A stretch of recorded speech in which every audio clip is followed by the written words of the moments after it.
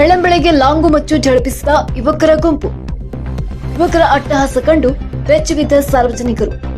ಹೌದು, ಕೊರಟಗೆರೆ ತಾಲೂಕಿನ ಗಂಟಿಗನಹಳ್ಳಿ ಕಾಲೋನಿಯಲ್ಲಿ ಈ ಘಟನೆ ನಡೆದಿದೆ.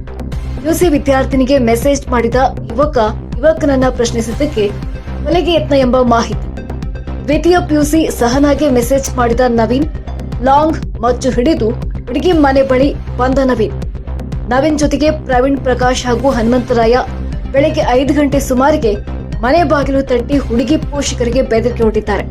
ಆಸುಪಾಸಿನ ಮನೆಗಳ ಬಾಗಿಲ ಚಿಲಕಕ್ಕೆ ಅಡ್ಡಿ ಇಟ್ಟು ಪೋಷಕರಿಗೆ ಬೆದರಿಕೆ ಒಡ್ಡಿದ್ದಾರೆ. ಭಗ್ನ ಪ್ರೇಮಿಯ ಅಟ್ಟಹಾಸ ಕಂಡು ಇಡೀ ಕುಟುಂಬ ಬೆದರಿದೆ.